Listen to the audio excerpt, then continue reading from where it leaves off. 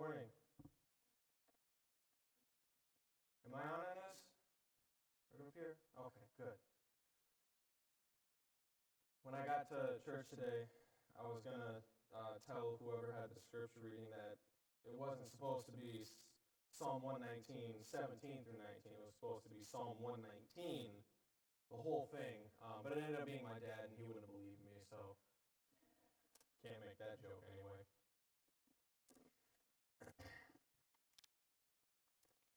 Today's scripture reading is part of a greater passage. Psalm 119, I knew that it was the longest chapter in the Bible, and I also knew that there were large sections of it that dealt with the law of God. What I didn't quite realize until I read it was that every single verse, all 176 verses, is David praising the Lord for the goodness of his law. For nearly 2,500 years of Earth's history, starting with Adam and Eve as they began to age, leading up to the time of Moses, God's people did not have written commandments from their Lord. The Ten Commandments and all of the laws of Moses have only been around for just over half of human history. Of those commandments, 8 out of the 10 tell us things not to do. The 5th commandment tells us to honor our parents.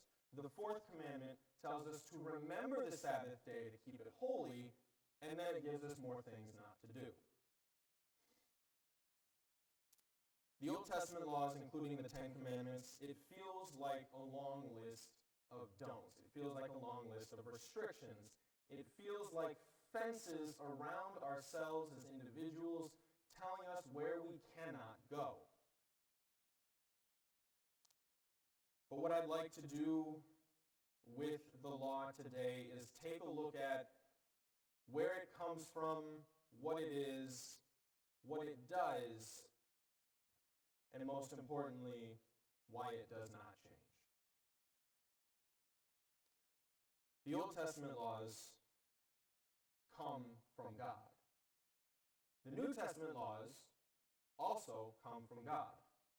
So why then would people assume that the laws between the Old Testament and the New Testament be different? In Malachi chapter 3, verse 6, it says, "For I am the Lord, I do not change." Hebrews 13:8 says, "Jesus Christ is the same yesterday, today, and forever." James 1:17 says, "Every good and perfect gift is from above and comes down from the Father of lights, with whom there is no variation or shadow of turning." There is no shadow of turning with thee. Numbers 23:19 says, "God is not man that he should lie, or a son of man that he should change his mind. Has he said, and will he not do it? Or has he spoken, and will he not fulfill it?" Isaiah 48 says, "The grass withers, the flower fades, but the word of our God will stand forever." Psalm 102:25 through 27 says, "Of old you laid the foundation of the earth, and the heavens are the work of your hands. They will perish, but you will remain. They will all wear out like a garment. You will change them like a robe, and they will pass away, but you are the same, and your years have no end." Psalm 119:89 says, "Forever, O Lord, your word is firmly fixed in the heavens." Psalm 33:11 says, "The counsel of the Lord stands forever, the plans of his heart to all generations." That was just 8 verses, but from them I think we can gather a definitive fact about our God. He does not change. He is forever, and he is the same. And if that's true, then that means that an important thing about God's law is true. From all of history, from the first creation of God in the universe up until the time of Moses and that law, the the law of God did not change. When God gave the Israelites a recorded written law, it was the same one. From the time of Moses to the time of Jesus, when some say the law changed, it's the same law from eternity past, from Moses to Christ. And from Christ till now, and throughout the rest of eternity, it's the same law from Moses to Christ and the same law from eternity past to Moses. The same law from the past, the same law from the Old Testament to Christ, and the same law for the future. Because God does not change, his words do not change, and he fulfills his plans. That's 3 sections of time. So why then do we not have any evidence of written recorded laws in heaven? And why in the book of Revelation, when we talk about the new heaven and the new earth and the things that are to come, why is the written law of God not an important frontal factor of that future for us the way that it was in the time of the Israelites? I think it's because there's a lack of understanding of what the law is and what the law does. To take a look at those questions, what the law is and what it does, I'd like to take a look at the first conflict ever regarding God's law. In the book Great Controversy, chapter 36, Sister White describes Satan's attack on God, on his character, but more importantly, on the law and what he plans to do with it and what the results will be. I'll be reading some excerpts from Great Controversy, chapter 36. It starts out saying, from the very beginning of the great controversy in heaven, it has been Satan's purpose to overthrow the law of God.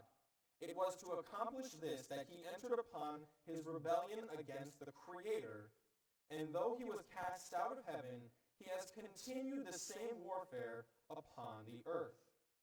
To deceive men and thus lead them to transgress God's law is the object of which he has steadfastly pursued.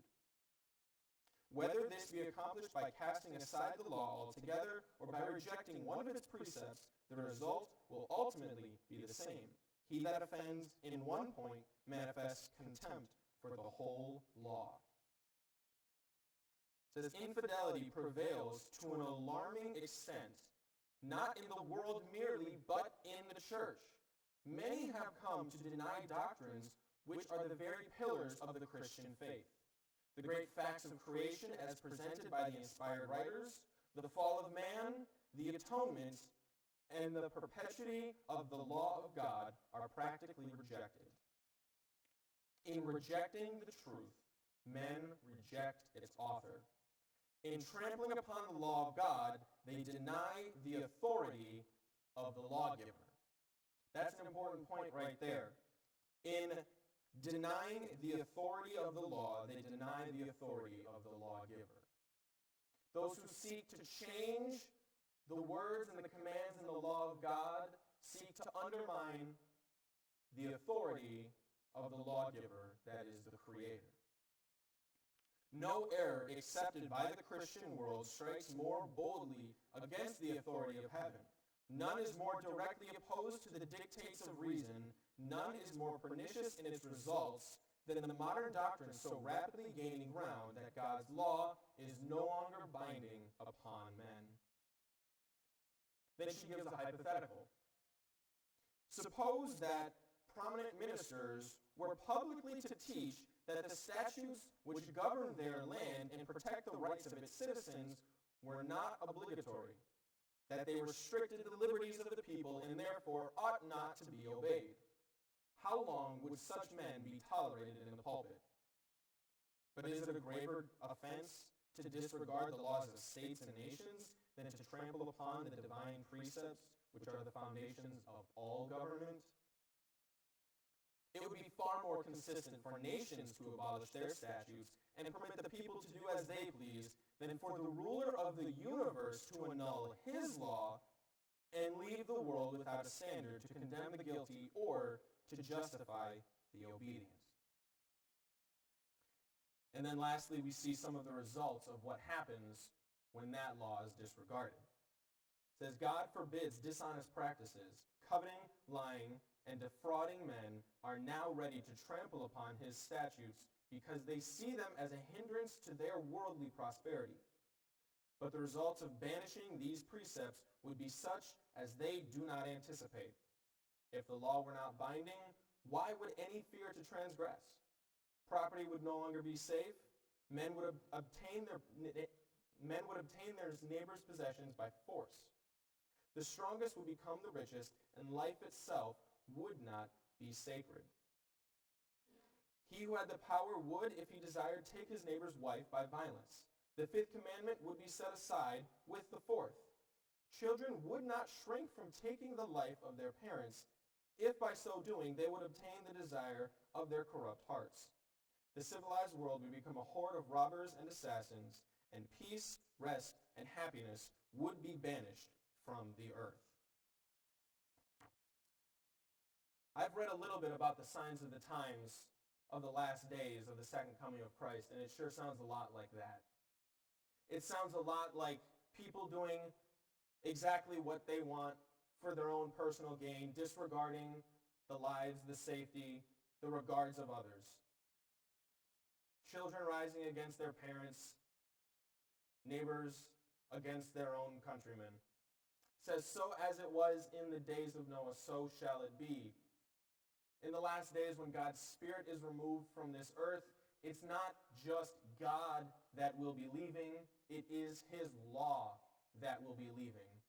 We'll still have the written Bible with us. We'll still have the understanding that those words were there, but when God leaves, the thought in anyone's mind that murder, that stealing, that cheating, that lying, that adultery, that covetousness, any of those, the idea that any of those things could possibly be wrong is going to disappear. As of right now, even outside of a Christian faith, you ask most anybody in the civilized world, is murder wrong? Is stealing wrong? Is lying wrong? Is adultery wrong? Most of them would say, yes, those things are wrong. Because the Spirit of God still works on this earth. But there will come a time when once the Spirit of God is removed, that sense of his law and rightness will be gone. Satan, his first plan in heaven as Lucifer, the morning star angel, was to undermine the law of God so that he could rise to power, so that he could institute his own will. But when that plan failed, he shifted from undermining the law of God in heaven to then undermining the law of God on earth in order to cause man to fall away from their Lord. Because we know in the last days that God's remnant church will be identified by two characteristics, we know that Satan is coming after those. The two characteristics of those in the last days, those who have the testimony of Jesus Christ and keep the commandments of God. Satan, whether by getting man to disregard the law entirely or to change one of his precepts, is still going to achieve the same effect. Disregard for the law by changing it, by challenging the authority of the lawgiver. God's law was kept perfectly from eternity past up until the fall of Lucifer. And those who God will take from this earth in the future will follow his law perfectly from then until the rest of eternity. So for this time in between the fall of Lucifer and the second coming of Christ, there is a period where we have a written law for us, given to us so that we can understand it in a way that it wasn't needed before and in a way that it won't be needed after. Satan understands the importance of God's law because he wants to destroy it. Conversely, though, I don't think it's an accident that David, when he wrote his longest song of praise to the Lord, that he wrote it in praise to God's law. Psalm 119 is entirely devoted to the goodness, the greatness, and the justness of the law, the commandments, the statutes, the word, the judgments. All of these words are used to describe the laws of God. I'll be reading some passages from them to get a general idea of how David felt about it. Verse 11 says, "Your word I have hidden in my heart, that I may not sin against you." 17 through 19, "Deal bountifully with your servant, that I may live and keep your word. Open my eyes that I may see wondrous things from your law. I am a stranger in the earth. Do not hide your commandments from me."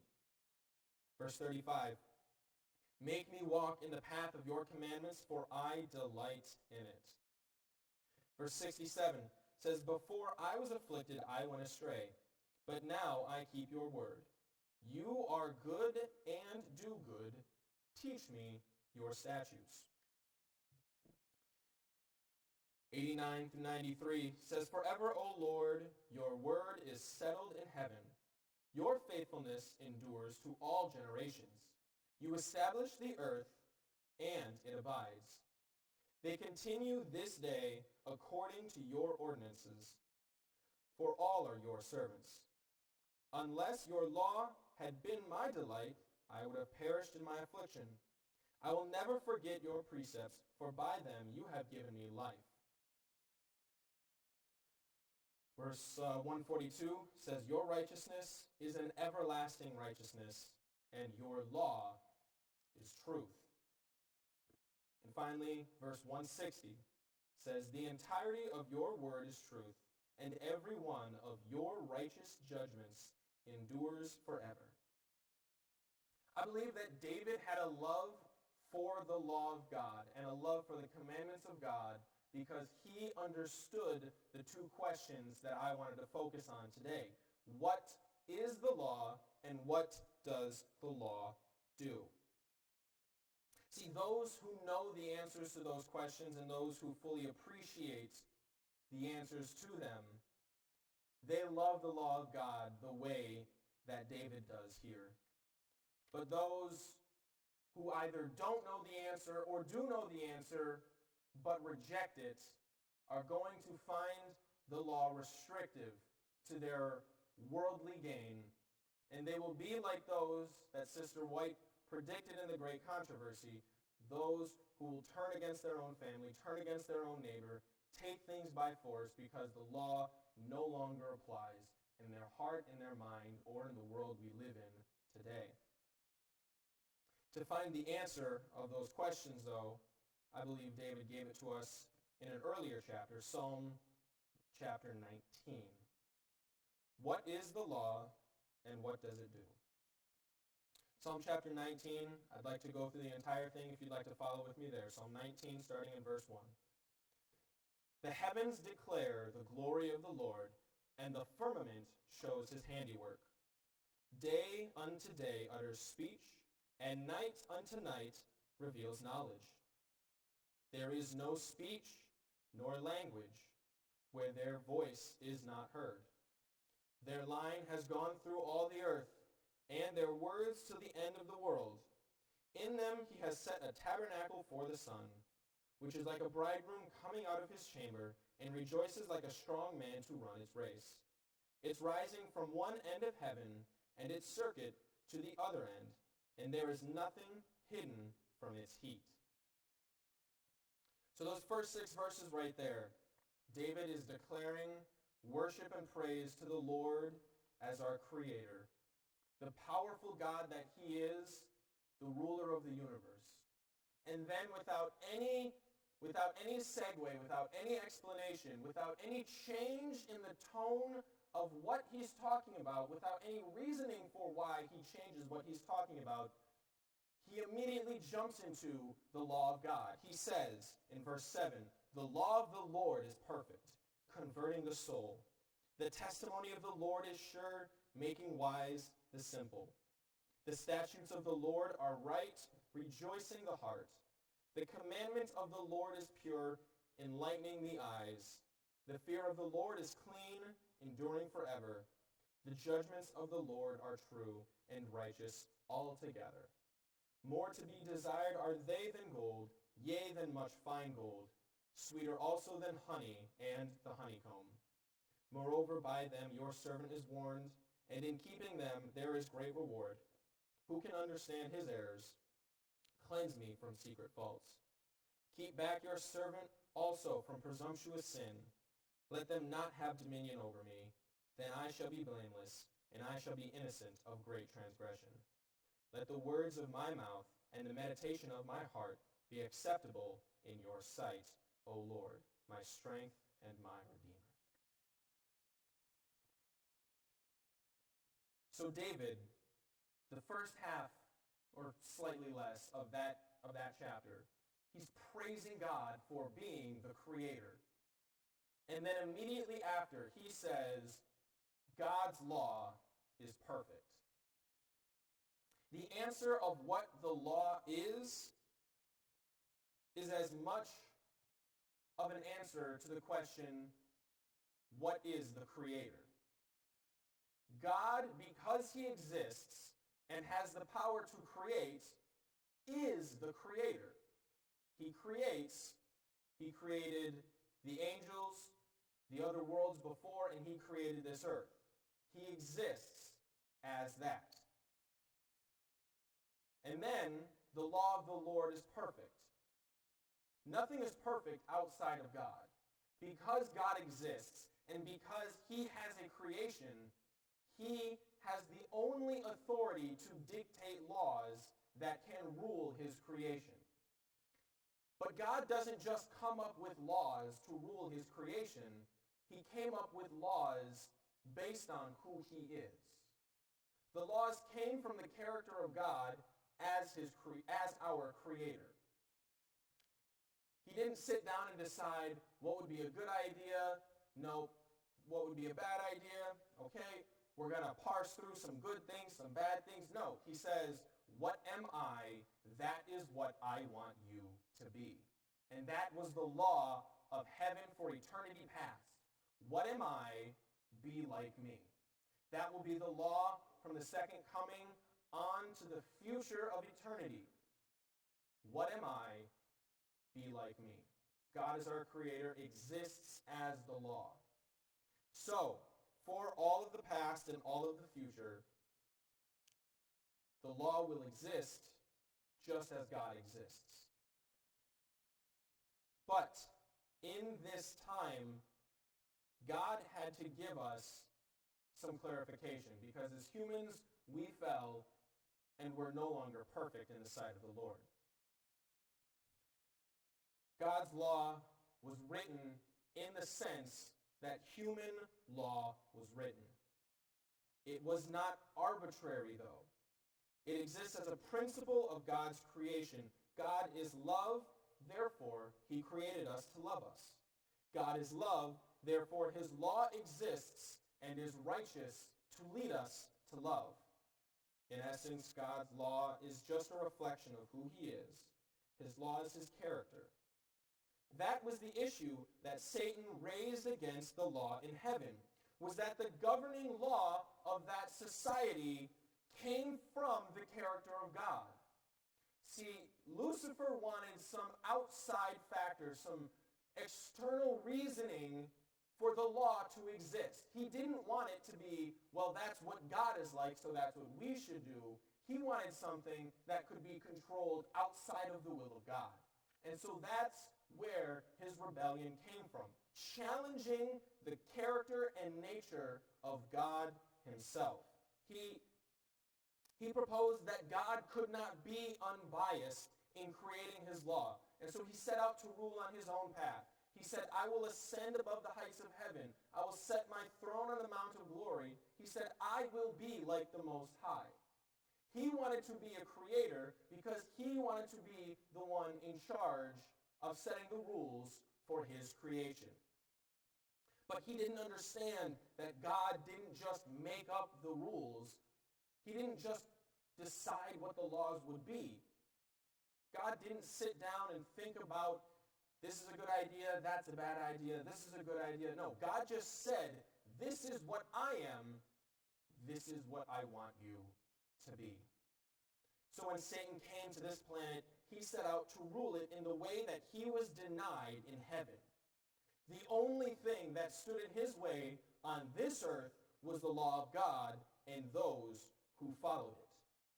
But as soon as that was broken and our first parents were expelled from Eden, Satan's law found a place of authority on planet Earth. And that's where we get to see the effects of God's law. See, for all of eternity past, up until the fall of Lucifer, there was no understanding of what the absence of the law of God would produce. Because all there was the law of God. All there was the character of God and him saying, be like me. There was no alternative option for the beings of the universe to choose and see what the opposite of God's way was. So when we came to earth and we fell, and Satan got a chance to exert his law over mankind, we see the difference. We see the dichotomy. We see the results of the law of God and results of the law of Satan. Spoiler alert, there is no law of Satan. It's just do whatever you want. As soon as the new law was introduced, those who do not follow God, the world immediately collapsed into constant wickedness. The law allows us to understand who God is by knowing what he isn't. The Ten Commandments might seem like a list of don'ts, but that's only because we're looking at God and we're looking at the law the wrong way. You see, when humans make laws for government, for family, for school, for anything, when humans make laws and rules and statutes for themselves, they sit down and they think, what is not good? Let's make sure that can't be done. When God decided to create, he didn't have to do that because he said, I am perfect, be like me. So we can't look at the law of God that was given to us in the same sense that we look at the laws of man, keeping us from doing certain things. The speed limit is a law of don't. Don't drive faster than 45 miles an hour. The law of God says, I am love. Be like me. But the reason why we have a list of don'ts recorded for us in the Bible is because it's hard to understand who God is. If God had never told us and explained to us who he was, we wouldn't know to be like him. Now, nobody can be defined by things that they aren't. God can't be defined by not liar. God is defined by truth. God can't be defined by do not murder. God is defined by life. He cannot be defined by do not have no other gods before me, or do not make unto thyself a graven image. He can only be defined by the one true God of heaven, the Creator.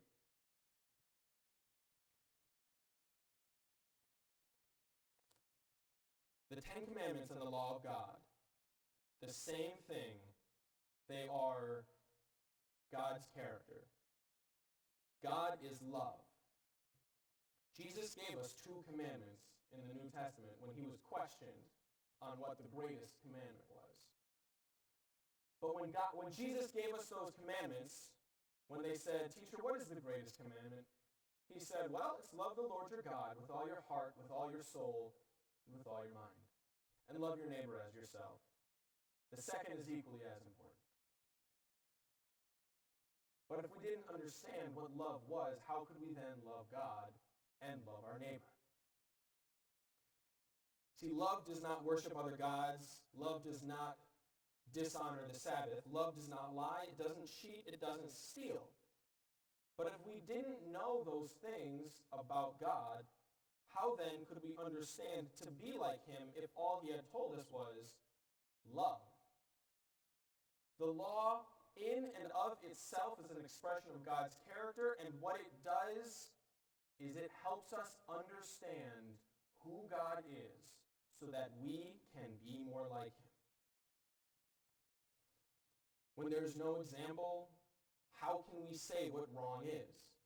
In Psalm chapter 19, verse 12, in that section of the praise for God's law, he said, "Who can understand his errors? Cleanse me from secret faults." If we didn't have the character of God put before us, how then could we know when we have fallen short from it? When the law of God, the character of God is placed before us, it's then that we understand what we are and where we fall short of his standard. God gave us the law to show us who he is, and he showed us who he is so that we could be more like him. And he wants us to be more like him, so we can be the happiest that we can possibly be. Proverbs chapter 29, verse 18 says, "Where there is no revelation, the people cast off restraint, but happy is he who keeps the law." Where there is no revelation, where there is no hope for the end, where there is no explanation of the future, where you do not know the reasons for your life, because there is no point, all the laws, all the restrictions, they just get pushed aside. But to those who do know the revelation, to those who do see the end and understand what the point of life is, you know that there's a law there, and happy is he who keeps it. God doesn't give us the law to restrict our happiness, but he gave us the law to show us the way to happiness. In the book Great Controversy, the same chapter 36, reading on, when that restraint is removed, when those who have no hope for the future, when those who don't understand, throw off the restraint of God's law, which is a time that is to come. It reads, "Lawlessness, dissipation, and corruption are sweeping in upon us like an overwhelming tide. In the family, Satan is at work. His banner waves. Even in professedly Christian households, there is envy, evil surmising, hypocrisy, estrangement, emulation, strife, betrayal of sacred trusts, indulgence of lust. The whole system of religious principles and doctrines, which should form the foundation and framework of social life, seems to be a tottering mass ready to fall to ruin. The vilest of criminals, when thrown into prison for their offenses, are often made the recipients of gifts and attentions as if they had attained an enviable distinction. Great publicity is given to their character and crimes. The press publishes the revolting details of vice, thus initiating others into the practice of fraud, robbery, and murder, and Satan exults in the success of his hellish schemes. The infatuation of vice, the wanton taking of life, the terrible increase of intemperance and iniquity of every order and degree should arouse all who fear God to inquire what can be done to stay the tide of evil." Unfortunately, there is no way to stay the tide of evil in the world around us, because we know that God one day is going to remove himself from this earth. And when that happens, when God is gone, the character of God is gone. And when the character of God is gone, when the Spirit is removed, the idea that there is right and wrong will be removed, and Satan's law will be in full practice on this earth. The law that is, do as you please. In the same way that parents give their children's rules to protect their happiness, so much more does God wish to protect ours. But God doesn't just make the rules. They are the essence of his being, and he wants the same for us. He wants us to be like him. The great controversy between God and Satan is the great controversy over the law of God. But I don't really like the word law used in that sense, because it's not a fight about the law of God. It's a fight about the character of God. And the character of God is under attack through the law. We know that God does not change. And we know that from all eternity past, the gold standard was, this is who I am, be like me. We know that for eternity future, the standard will be, this is who I am, be like me. So the way that we have to look at the law from the time of Moses, from the time of Christ, and all time before and after, is the same way. This is who God is. Let's be like him. That's what David saw, and that's what we can see. Love for God is love for the law. The law is love. He who does not love does not know God, for God is love. He who does not love the law does not love God, for God is love. Let's bow our heads. Lord,